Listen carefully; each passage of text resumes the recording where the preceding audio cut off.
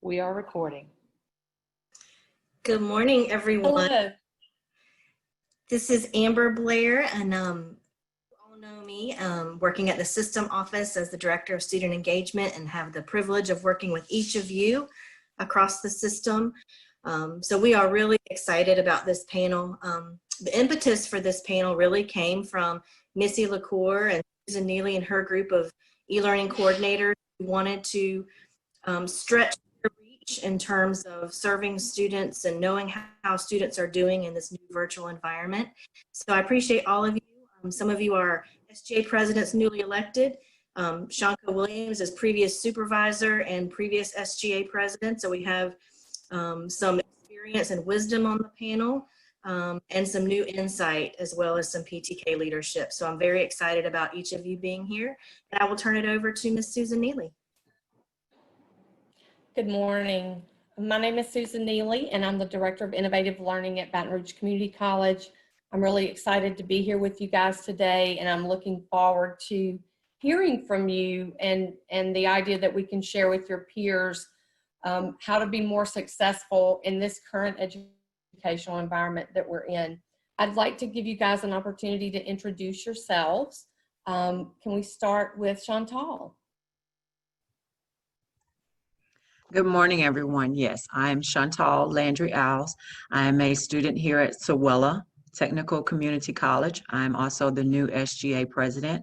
My major here is digital communications program. I'm sorry, they just changed the name this year. I had to get used to the new one. It used to be graphic arts, but now it's digital communications. Great, welcome. Samantha, would you like to go next? Hey, Samantha Leger. I attend South Louisiana Community College, SLCC. I am the newly selected SGA Executive President. My current major, Associate of General Studies, and then moving forward to Bachelor's in Education. Awesome. Tara, would you like to go next? Yes, ma'am, I will, Ms. Neely. My name is Tyra Mitchell. My major is business administration, and I am serving my second term as BRCC's SGA president, and I was also recently elected as the LCTCS student member on the board of supervisors and the LCTCS rep on the COUS executive board. Outstanding. Shenko, would you like to go next? Sure. So just a little bit about me. I'm the old guy on the panelist. I'm Shanka Williams. I'm a student at CLTCC, drafting student. I'm in my last and final semester going in this fall.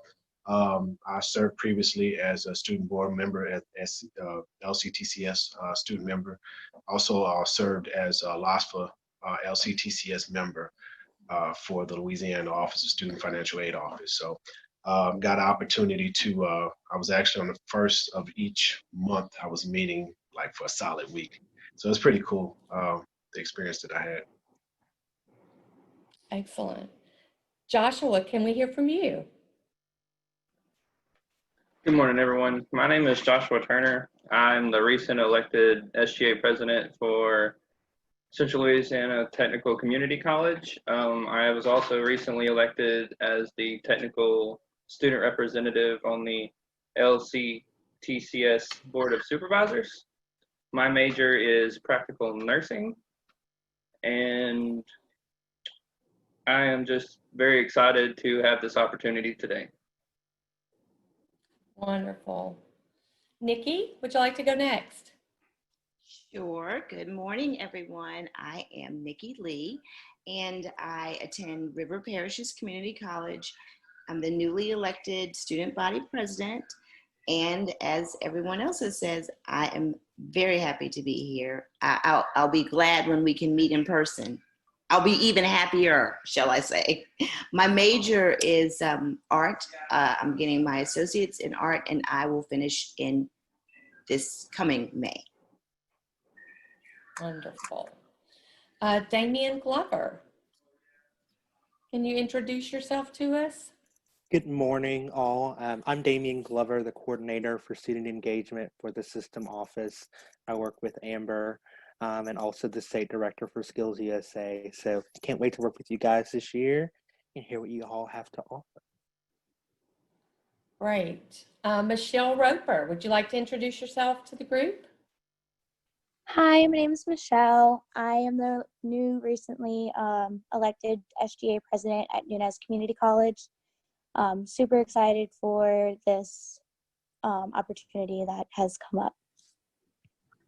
Great. And Drew Collins. Hey y'all, I am the SGA president at Delgado City Park, and I'm also the PTK president for the Omega New Chapter. Oh, and sorry, and I am a regional officer serving as Louisiana representative for Phi Theta Kappa. Wonderful. Awesome group of folks we've got here. So let's go ahead and get started. The first question is, overall, how was the transition from traditional to virtual instruction for you personally? So how was that for you personally? Anybody want to jump in? Tara?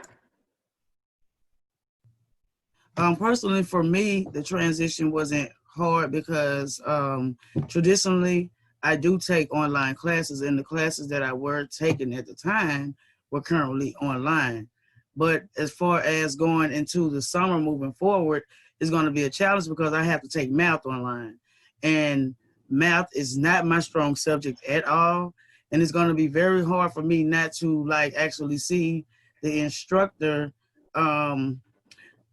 basically, for example, doing problems and giving us examples and walking us through and showing us how to do it. So now I have to depend on online tutoring in my math lab for me to try to help me pass a class. So hopefully it'll work out. I'll have to see. Because it's not everybody don't have the capacity, especially for certain subjects, to learn online. So some things you have to see, it has to be visual. So that's going to be a challenge, I'm pretty sure, for a lot of students. Okay. Chantal? Yes, I can jump in there. Speaking of math online, of course, when everything shut down and we had to go online, I was in math, and math is not my strong suit. So we did not have our review time for finals. So that was tough. The way our instructor handled it was we had videos to watch. And so the videos were pretty much just the way the classes were. She read out of the manual and she worked out each problem. But yes, being there in class to actually be able to ask questions, that was a challenge, not being able to do that. And I did take advantage of the online tutoring that our school provided. Also, what I found was once I got home, time management was a huge thing. Being home all the time, all of the distractions. I also have a child in high school that we were trying to figure out what to do with her, what was going to happen with her. So time management with all of the distractions was a big deal. And then let's see, what I learned though, my big takeaway was whatever time frame your class was, like for instance, if I'm also this summer, I'm in a class that's already online, so there's no set time frame. But when we switched over, I was in classes that were, say, a 2-hour class. So what I learned was whatever my time frame for my regular class was, devote that time to it because you need that time for a reason. So that was my big takeaway of our switch over. Great point. Is there anybody else that would like to respond to this? Joshua and then Samantha? Yeah, just basically to expand on what Ms. Chantel said, the biggest thing for me in that transition was just prioritizing my schedule. Because as a nursing student, not only do you have classes, but you also have clinical classes. And those require you to go to hospitals or nursing homes and learn instruction from there. And just transitioning from having that real life experience to also trying to fit that into a virtual simulation environment was the biggest struggle for me. But after just sitting down and overcoming the initial shock and listing my to-do list out and getting in a routine of looking at that every day and marking those off, I come out at pretty strong. That's great. Samantha, you wanted to add? Yes, ma'am. Personally, for me, I make sure I schedule classes to where I have to go in because, one, I have no self-discipline for online. So the structure and the routine, and again, like Ms. Chantel said, the time management was a challenge. I personally, I love math and I tutor math, and that was a big challenge, tutoring math virtually online the whole semester. But it can be done, and it's very simple with showing online. It just depends if you're able to look at a computer, but the one challenge was actually just being able to just help my peers with any online class. Very good. Okay, so let's move on to the next question. What was your greatest challenge as a student leader in this transition? Nikki, how about if we start with you? And then we'll go to Shanko. Well, I would be glad for us to start with me, except I am a newly elected president. So I was a leader in my house. And my kids can tell you what that was like during the transition. But I understand. Yeah. No problem. Shanko, what about you? Yeah, so getting low. Can you hear me? I'm gonna see. Yeah, go ahead. There we go. I had to turn my mic down a little bit. So we were in a unique situation at CLTCC because, basically our layout is different because we have our 8 campuses are in different cities. And so we had to come up with, we were trying to do we were using the blue jeans, and that was okay, but it really wasn't as good as what we're using now with the Zoom and having each person actually log in from their telephone. So this gives us, and I'm actually logged in on my telephone, even though I'm at the school in my office, I'm still using my telephone because the internet's bogged down for whatever reason. But when you have those technical glitches, you still have alternate means to get on. But we were in an actual process of transitioning into a more database, data-friendly transition. And so it kind of happened within a good time, because in that spring when everything went down, we were really struggling to get people to come to the meetings from the remote locations. And so, I think that this is going to be a really great transition to get us all on the same page and to really get people working more in unison versus everybody doing their own thing. So it was very helpful for us. But we, like I said, we went away from the paper ballots. We went to a web-based through our LinkedIn, not LinkedIn, but through our school website. We actually have a SGA electoral site where we can have the people that are running, and we'll put those names. And then as a student, you log in, you have to put your student ID. It's open to anybody. You can go on there right now to our CLTCC website, but you would have to, in order for your vote to count, you'd have to have a student ID. And so you put your student ID in there, you vote for the ballots. Boom. So those are some of the tools that we were using already. And then when this hit, we actually used it. So it was great. Very good. Joshua? Yeah, so basically just to follow up with what Shanko said, which he was a great leader during that. And as he was leading me at the time, because I had not been elected the SGA president for the college, but I was the SGA president for my campus. And some of the greatest challenge with that during that moment is just staying in touch with some of the, I guess, for lack of a better word, deprived students, because we live in such a rural area and the geolocation just doesn't allow for internet services or cell phone signal, and also the economical issues that are faced in those more rural areas. Trying to reach out to them and keep that communication open was a difficult challenge, but with Shanko's leadership and just the leader of the dean at my campus, and we reached out and we got a hold of them. It was a challenge though. Thank you. Tara? You're muted. So There you go. during the time I was the president as well, and I didn't plan on being SGA president again. So when everything happened, like it was on a Friday, they just came and told us like at 12 o'clock, we have to vacate campus. And at that time, we was in the middle of planning the event.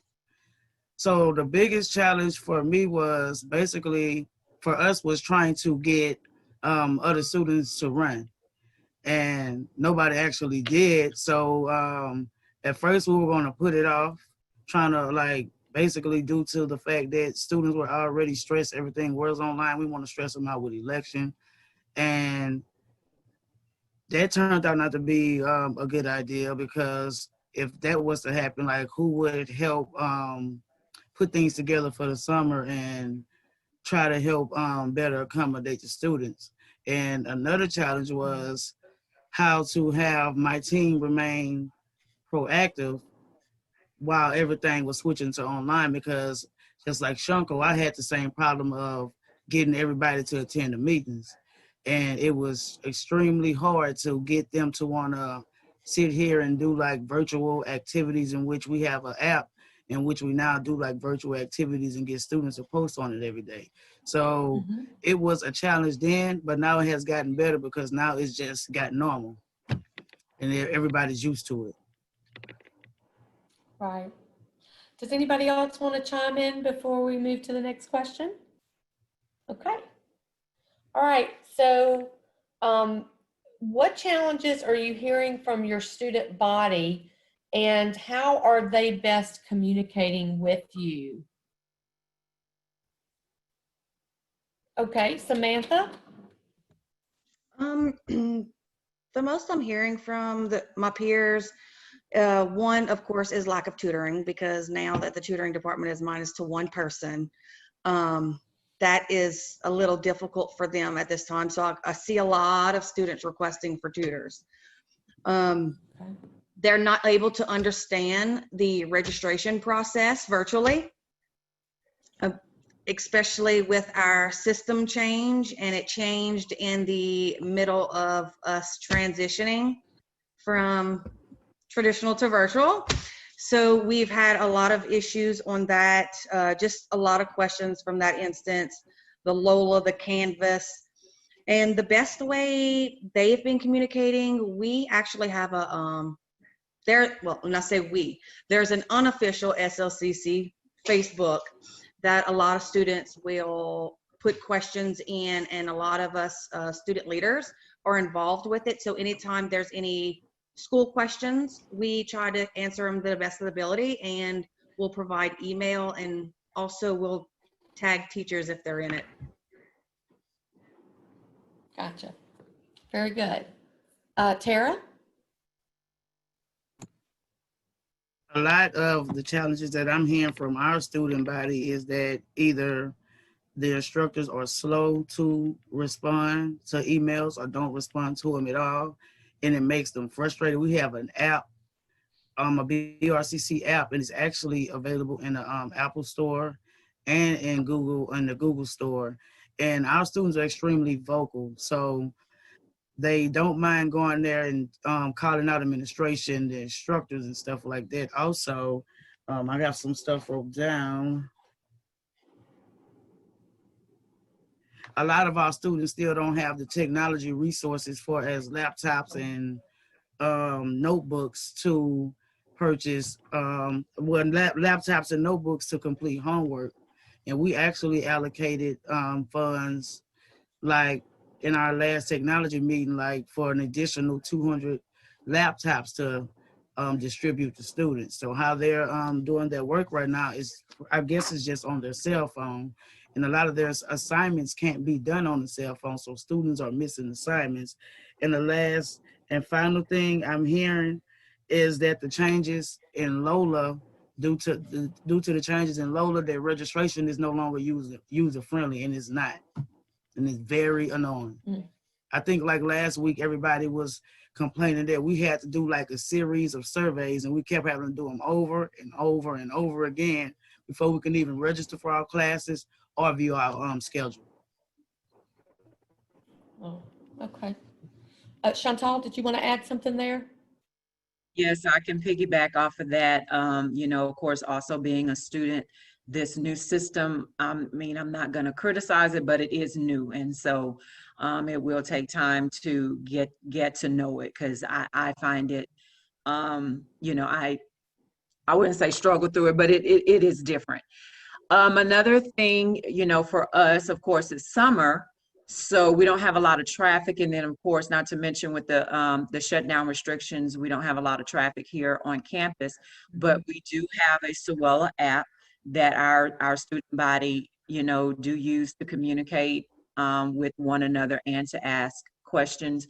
We also have a Sewella Facebook page, and also I know I've been able to communicate with students through different club Facebook sites. For instance, we have a we have a graphic arts Facebook page. And so I was able to, you know, communicate with some of the students through there also.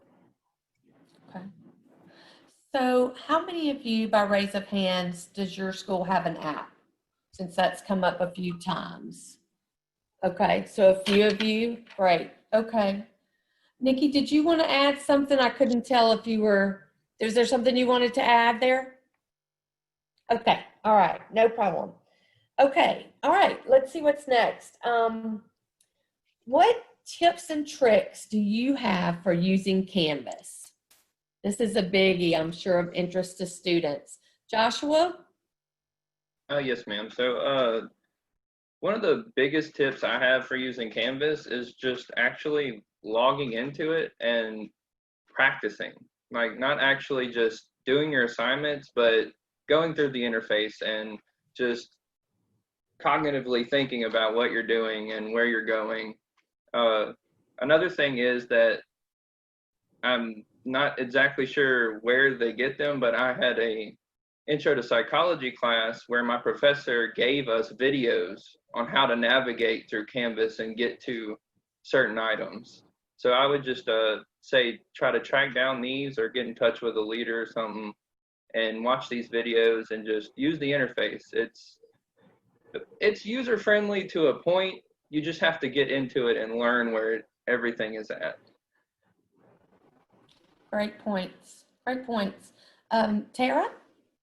Yeah, to piggyback off Josh, Canvas is very user friendly, and there's actually a link on there called collaborations, in which we had to get to know, because we actually had a group project going on during the time the school was shut down. So it's basically students can work together on group projects, which is a web-based tool for working together on shared documents. So basically that allows you to keep track of your assignments with your group members without having to swap emails. And it's very easy to use. Good point. Chantel and then Samantha. Chantal. Okay, yes. Just echoing what they said, an extra thing that I would like to add is different instructors use Canvas and use Canvas in a different way. So definitely get on there, log in every day. So like Josh said, log in and get to know the interface, but also just log in every day. Make sure that you're keeping on top of your assignments through that, but also get to know the way your instructor uses Canvas. For instance, I have one instructor that he put everything in the models. I had another one that put it in assignments. So you need to know how your instructor uses Canvas to be able to know, where is all your information to your specific class. Sometimes they'll put everything in one spot, sometimes they'll spread it out. I had one instructor that really didn't use it that much. So, get to know how your instructor uses it. Also use the calendar too. I found the calendar to be very helpful. Those are great points. Samantha? Agree with everyone about Canvas. Just some other little tips.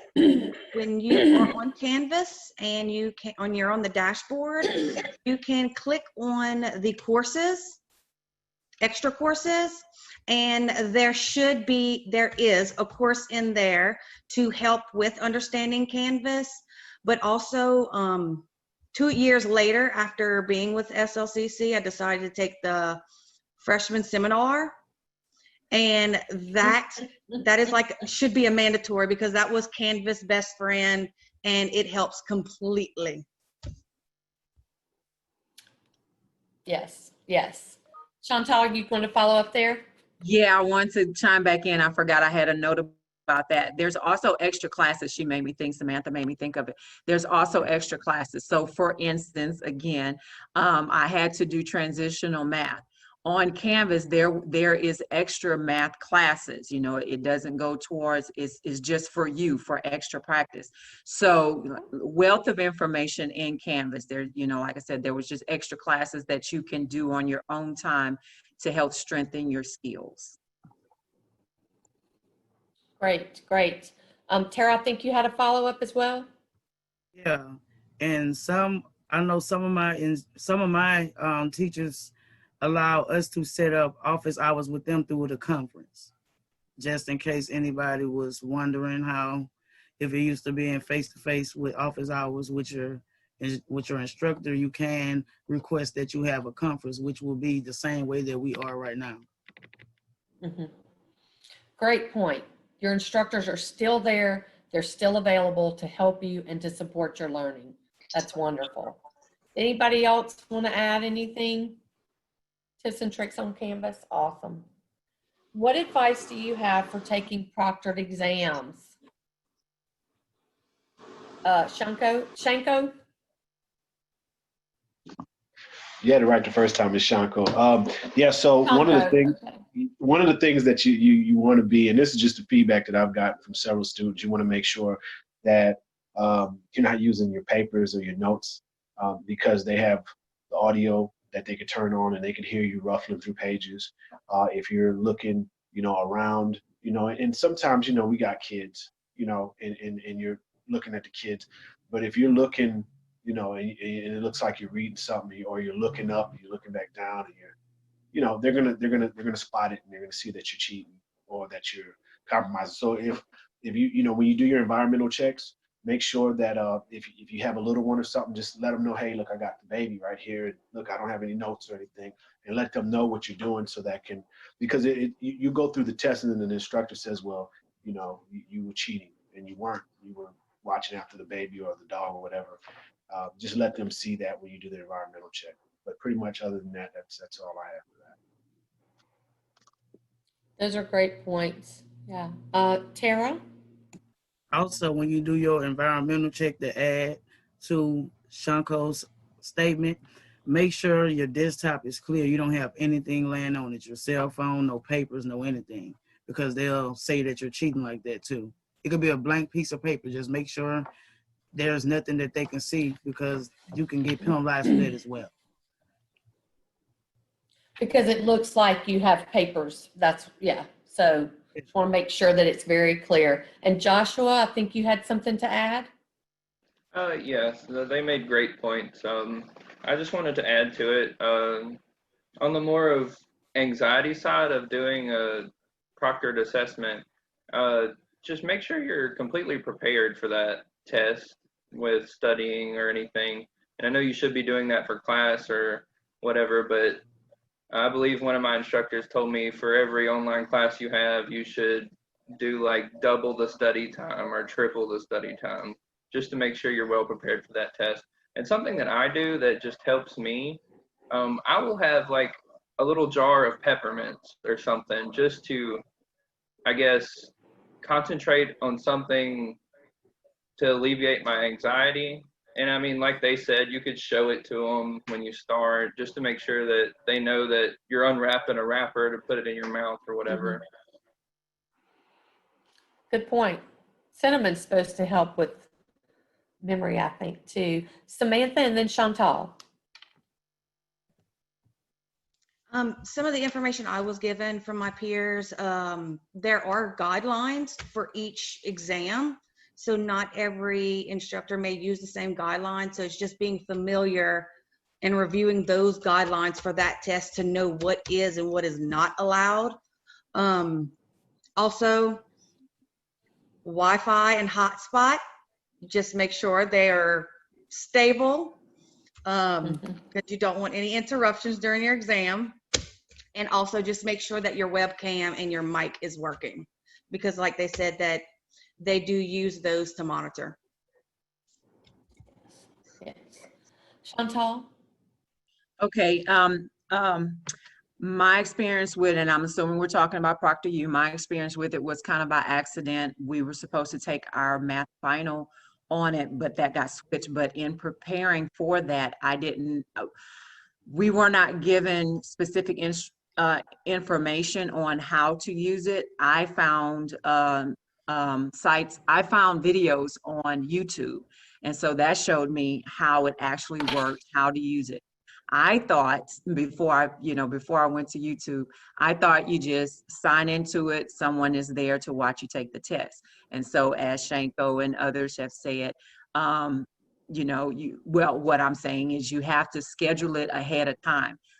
And you may have to pay. We were told that we didn't have to pay, but I was charged because I didn't know that I had to pre-schedule for it way ahead of time and pick a time. So please know that you do have to go into it early and pick the time that you want to take the test. So I got charged for that. They did refund me because we ended up not using it. We did our test on just regularly online. Let's see. Also, I'm reading from my notes. Okay, so I said about the YouTube. If you're okay, and so off of ProctorU, if you are taking a Proctor test, for instance, here at Sewella, we have a testing center that is also proctored.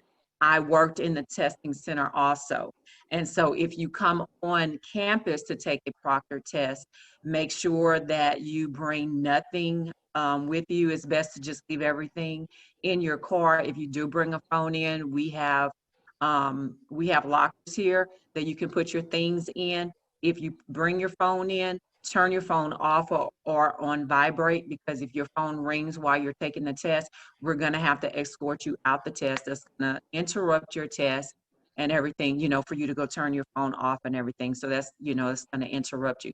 Only bring your ID. If you come to our testing site, only bring your ID with you. That's all you're going to have to bring with you inside the testing center. So that's what I had to add.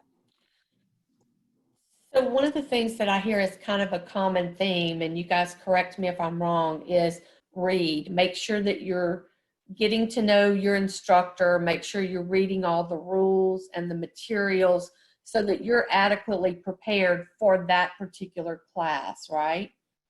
How are they structuring their work? How are they structuring their tests? And you mentioned ProctorU, Chantal. That's one of the proctoring companies. There are several others that are in use. And so they all have different procedures for scheduling and ways that you do your testing.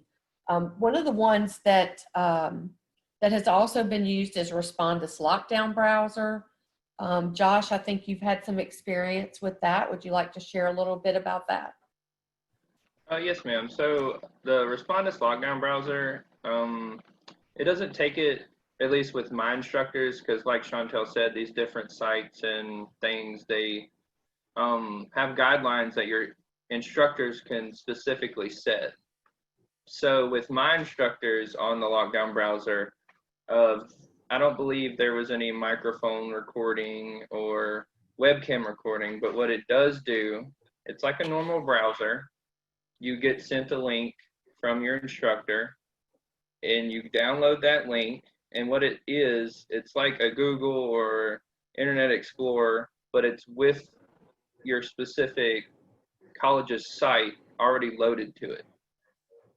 So in my experience, you click on it, it brings you to the CLTCC website or like Canvas, and you can click on your test. What it does, it locks down your computer. Basically, you can't copy, paste, click out of the browser. If you do click out of the browser and exit from it, it'll automatically turn in your test where you were at with no other availability to get back into it without contacting instructors. It also records your screen so that you can't, again, try to cheat or distribute that content to your classmates or to anyone else. The only drawback that I've had with it is that it doesn't allow you to go back to other questions that you may have, just questioned or moved on because you need to get finished with the easier ones and come back to. And that's something that I usually do with a test or an exam. So with that, I've struggled a little bit, but otherwise, like everyone said, just get familiar with how your instructor uses it, how the interface for it is. Very good. Thanks, Joshua. Does anybody else have anything they want to add before we? Okay, all right. So what about some free study tool? Oh, wait, Tara, you have an additional comment on testing?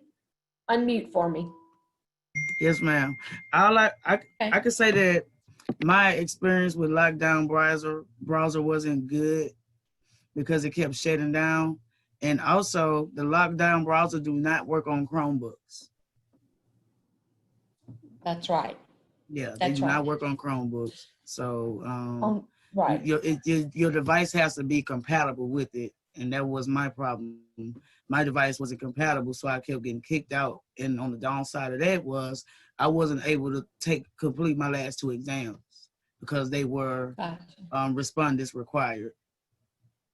Okay. So again, every program is different. Every school is using different proctoring products. So make sure that you're familiar with what your school uses and what kind of equipment you need for that and what rules your particular instructor might have in place, right? Okay. What about free study tools? Did any of you come across any great free study tools? I see Joshua. Go ahead, Joshua. Okay. I feel like I'm talking too much now, but anyway, the biggest free tool that I use is Quizlet. It's free to create an account, and you can basically set up any kind of definition or question with short answer. Well, another thing is about it that the premium membership is only like $24 a year.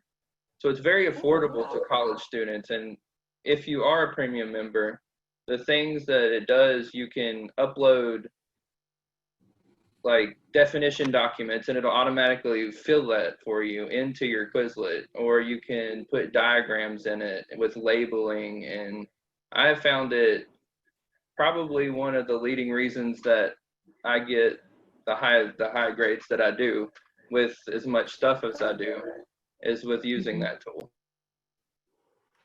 Great. Samantha, I think I had you next. Yes, ma'am.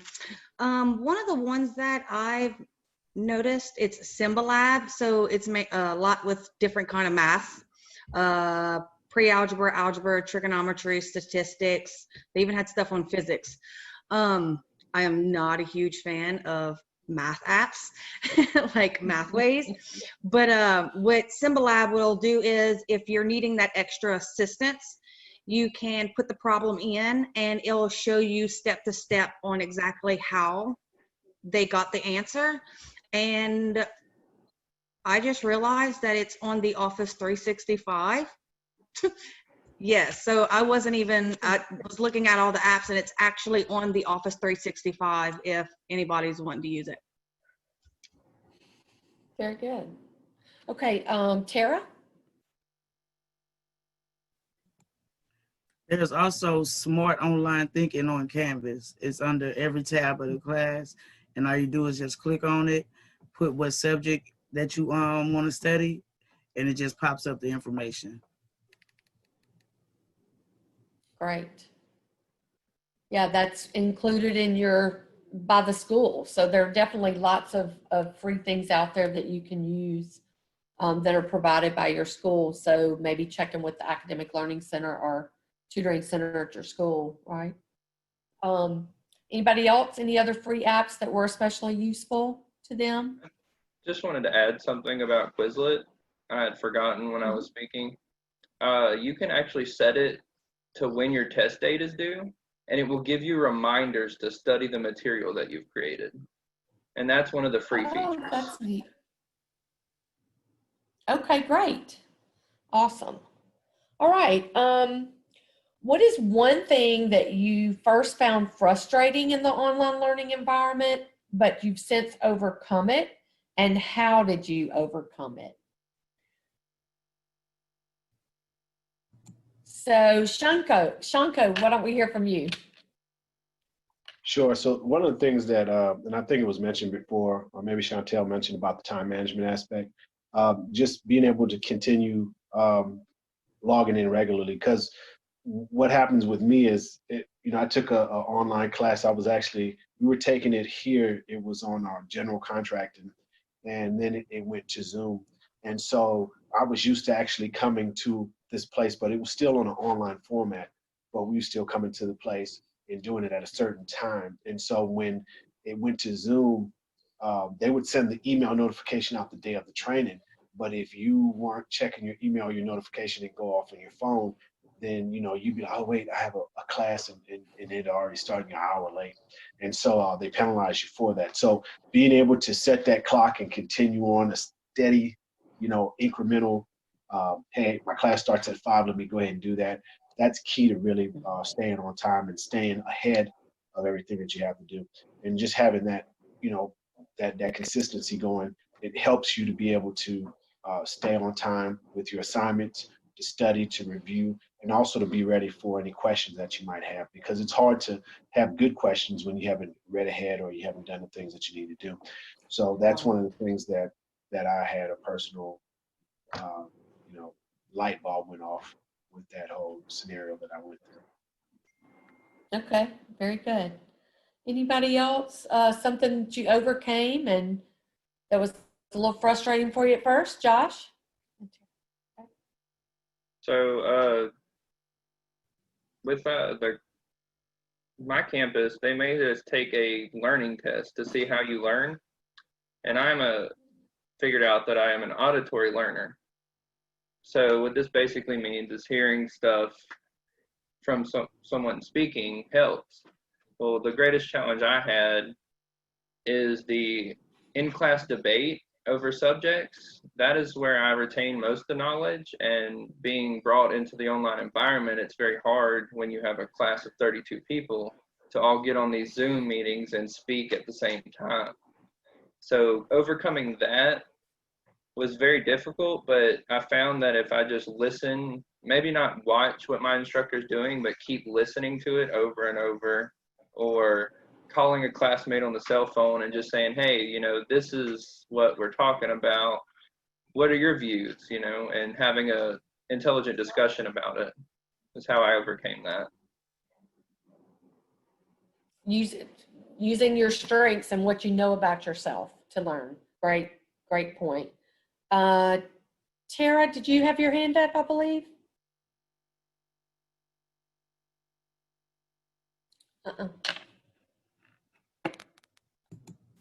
Mine was, there you go. Mine was not being distracted. So because I'm at home, I have like a cat, I have a dog, I have this, I have that. Then I got my dad walking through the house. So to overcome that, I had to find me a study space.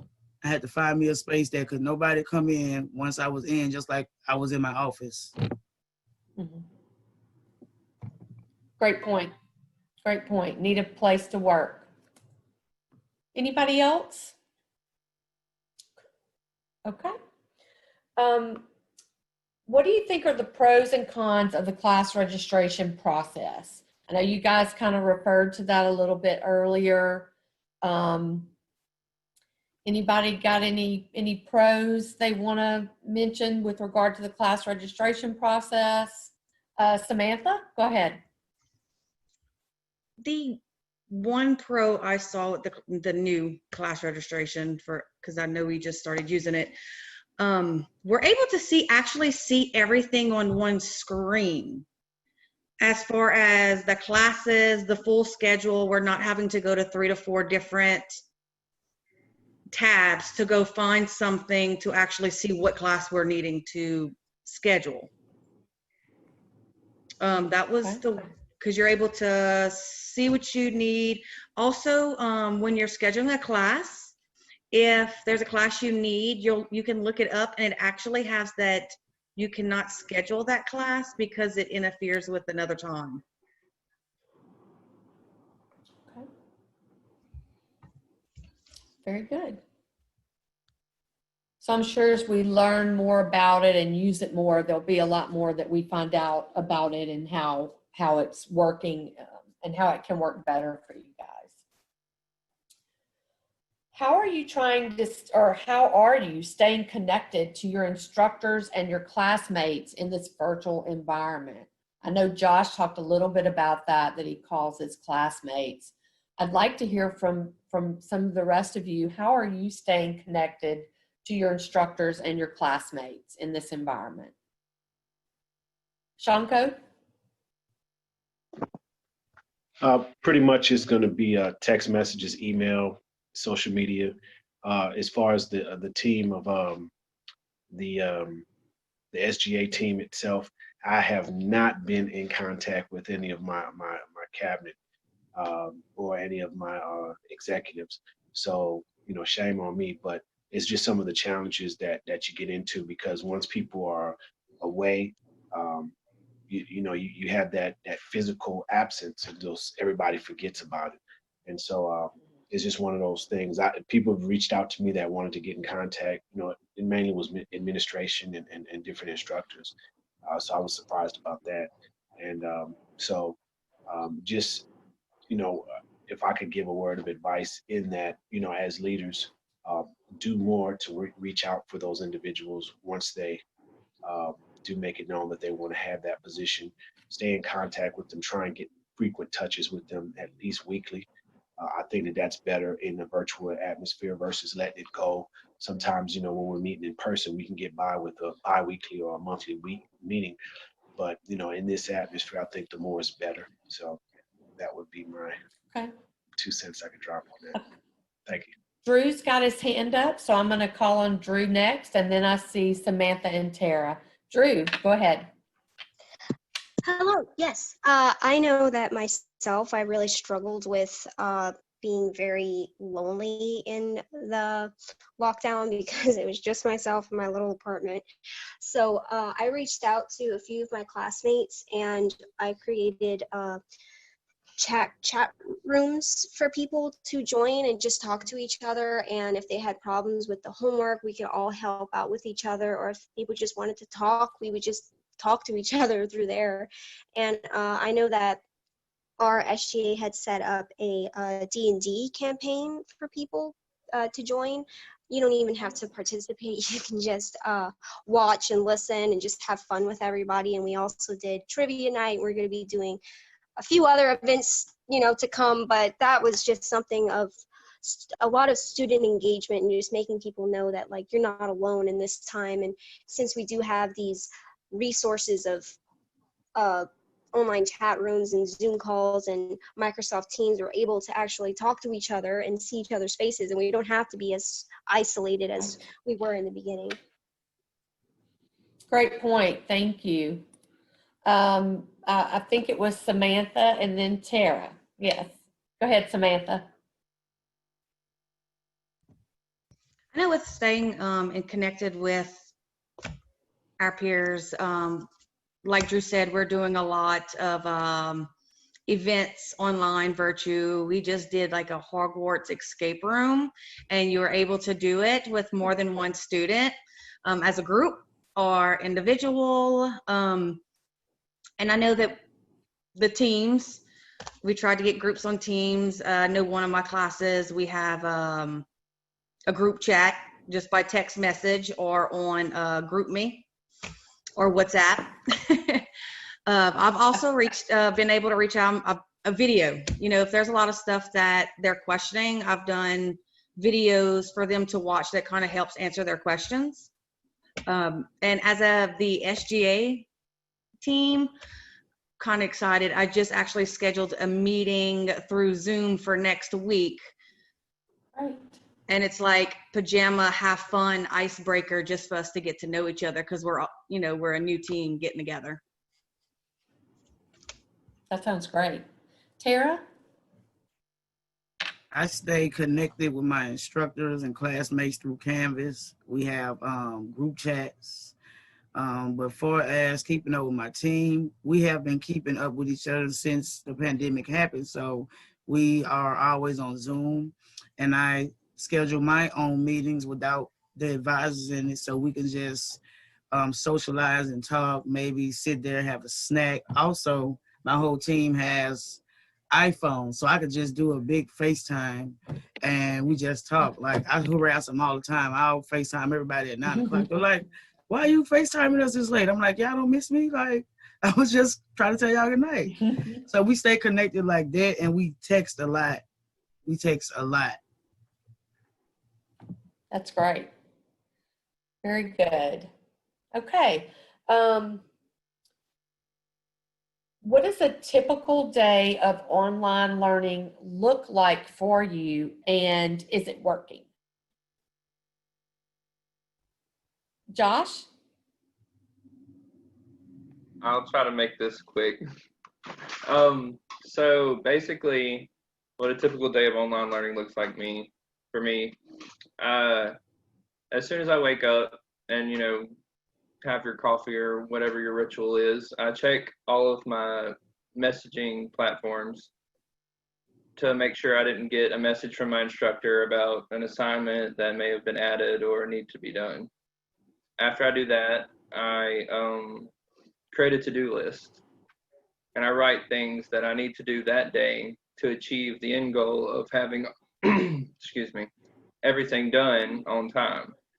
Just for example, we have clinical assignments that are due weekly, like an entire module that is due each week. So I try to do at least 2 assignments a day. Just stuff like So you that. break it down. Just write down the to-do list and make sure you stick to it.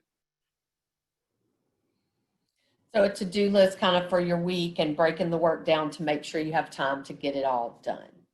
Gotcha. Samantha, were you wanting to say something? No? Okay. Chantal, did you have something? Can you tell us about your day for online learning? What does that look like and how's that working for you? Okay, I don't know if I have any helpful suggestions, but I can tell you what my day is like. So before the shutdown, I had only had one other online class. That was my history class. And the way that one worked was the instructor provided videos. So we watched the videos, we did the assignments. So that was my only experience, you know, before. And then of course, you know, when everything shut down. But for summer, like I said, I am taking a course I'm taking a class this summer. And this class is extremely time consuming. And so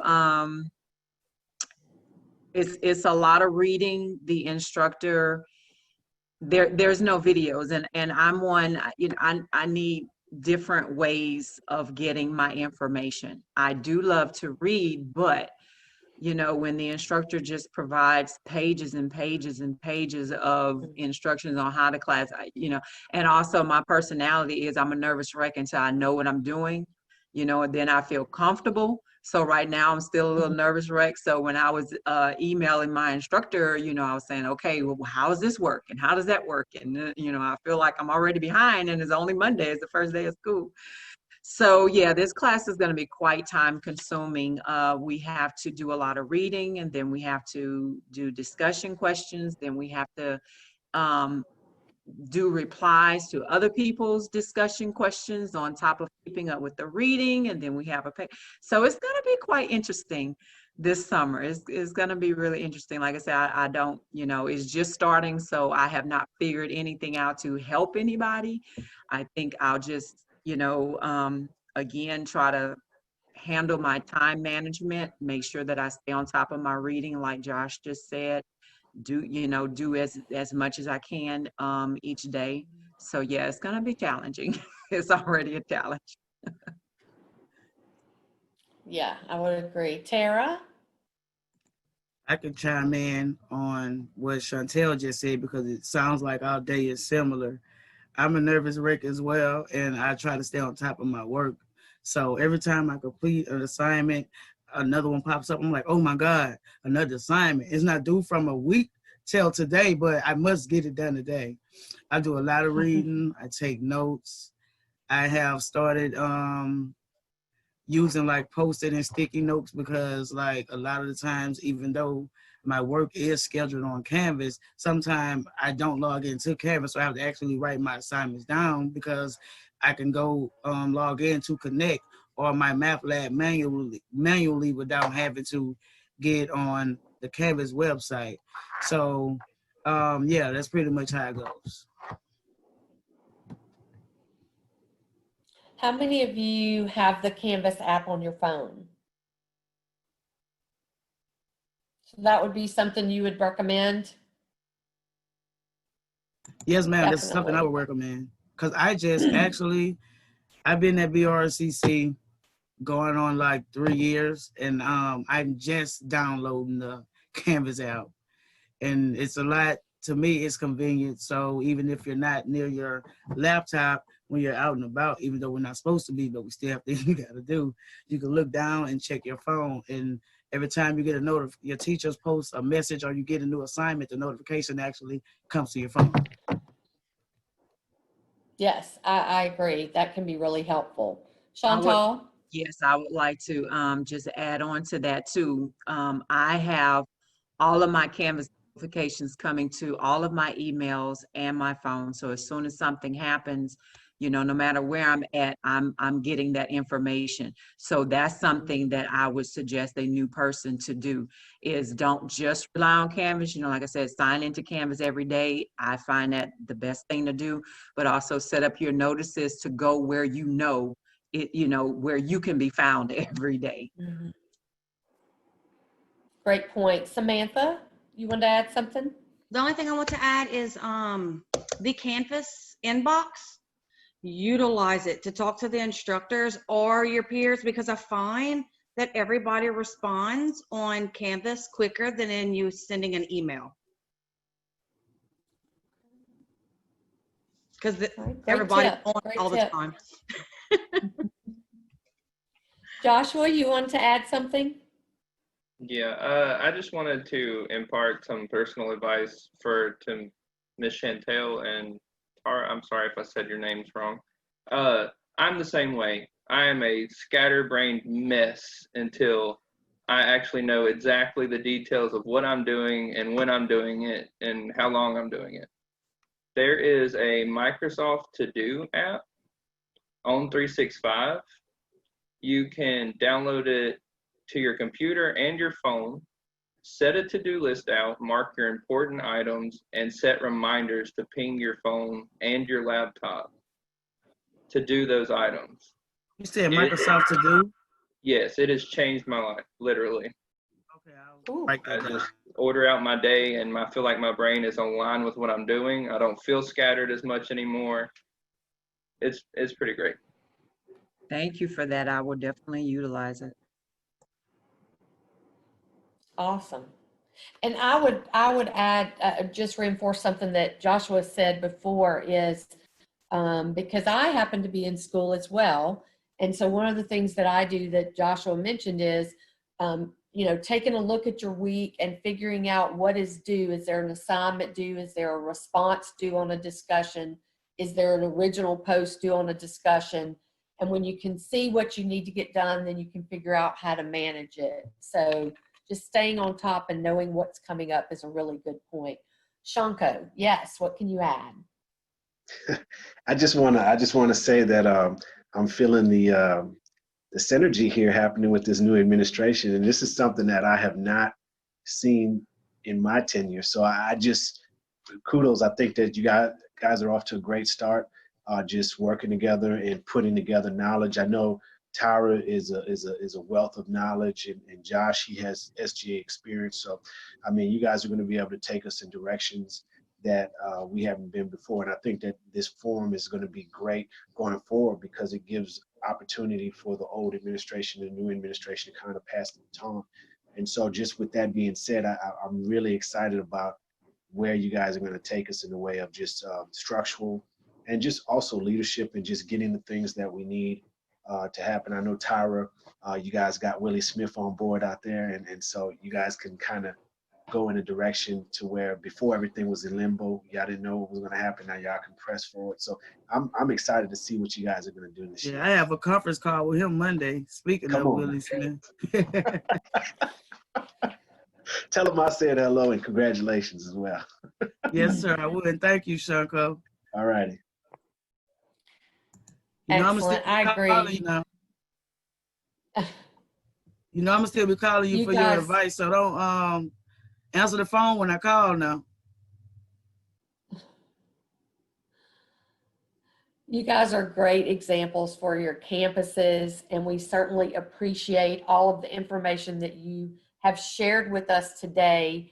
As we prepare to close, is there any last comment or thought that anyone wants to share for our students who are continuing to pursue their education in this time when things are looking a little different for everyone? Joshua, you want to share some last thoughts? Yes, as someone that's not the traditional college student, I gave the 4-year its try and failed at it. But if you're coming into this new, just know that failure is not the end. If something happens and you fail out of a class, or life just happens and you have to drop out of a class, what sets you apart from the general population is coming back and saying, okay, I learned from that mistake.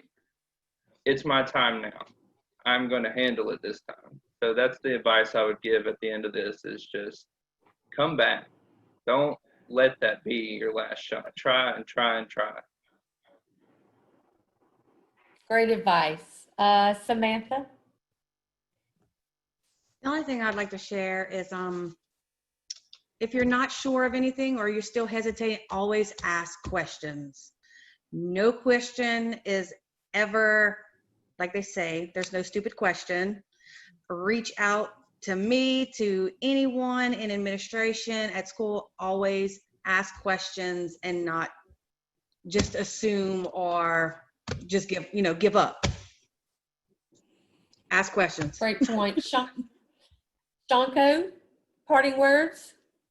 Parting words, I always have to end with my Bible on leadership, the 21 irrefutable laws of leadership. I always like to go over the first 3 laws of this stuff, and then basically it's the law of the lid is number 1, but it says leadership is the ability, is determined by a person's level of effectiveness. Within your organizations, within SGA, you guys are going to have some challenges, but you want to be effective in anything that you do. Look at that first. Ask the question, what's the probability of this being very effective? And then fight for that feedback, because if you put on a program and you spend $5,000 and you got hot dogs and chips going and everybody's doing this, and you don't get that quantitative data back, you don't know if you've been effective or not. Number 2 is the measure of leadership is influence. And he says that the law, your leadership is influence, nothing else. And for your young leaders, for those guys coming on there, there's people that you're going to see that might not necessarily want to be SGA, not necessarily want to be in an executive role. They have leadership and they influence amongst the population. Popular people gravitate towards them. Try and bring those people into your organization, because those individuals will make your that more effective. That's number 1. And then third, finally, is leadership develops daily and not in one day. During the summer, this time frame here is a summer school.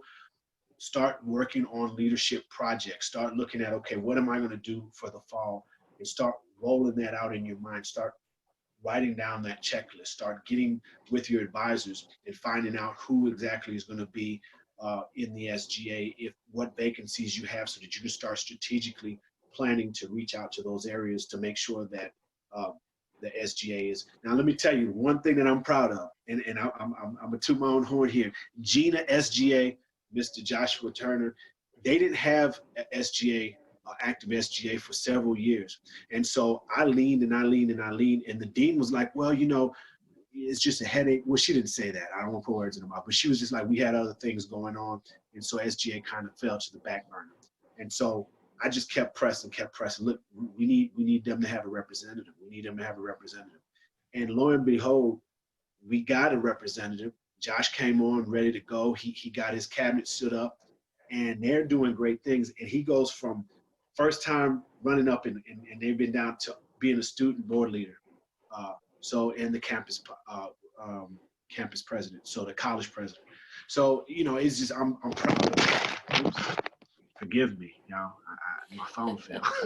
I am proud of that reach out endeavor, because I never thought that, you know, a jewel like Josh would come out of that. And I know he's going to take us in a great direction. So I'm just proud of that. So I want to say, just continue to develop, you know, and work on those day-to-days, and just kind of, you know, harvest your next group of leaders coming in your freshman class. So that's what I have to say. I'll stop talking because I talk too much.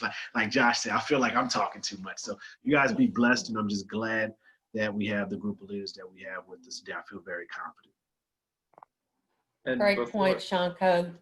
I just wanted to thank him for basically shouting me out like that, and just say that I strive every day to be better than I was yesterday. That's great. Chantal, did you have something you want to share with us before we Yeah. close? Yes, thank you. Parting words to students. We don't know what the next semester is going to look like. So my suggestion might, just have patience with yourself. Also have patience with staff. Every day, everybody is learning. This is a new normal that we're all trying to figure out. So, take a deep breath.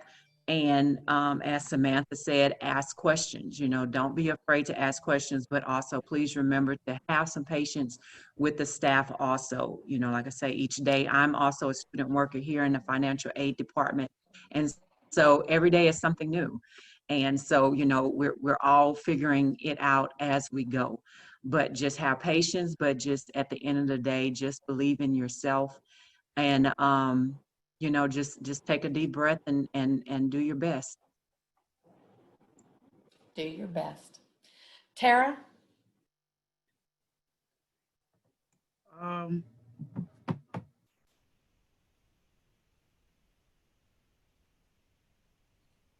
want to shout out Sharko. You've been a lot of wisdom and a great mentor to me, and I'm miss working with you, but I know you're only one call away. And the advice that I can give for the newly SGA presidents is pretty much piggybacking off of Shanko. Also to add that even though it seems like we have a lot of time, we don't. So you need to get your motors running right now, getting ahead of the game, seeing what you're going to do for the fall. And if you don't return back fully up in physical form, you're going to have to figure out how to do things virtual. So you got to be very versatile.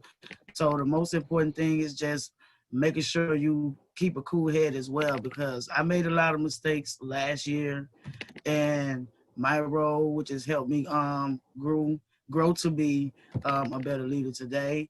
And I wish all of you the best of luck. You and your boards the best of luck.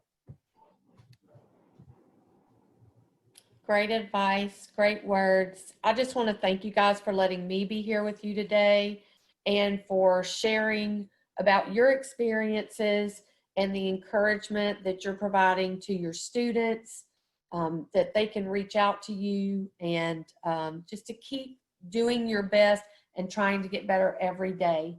Great parting words from you guys. Thank you again for being with us today and sharing about your experiences.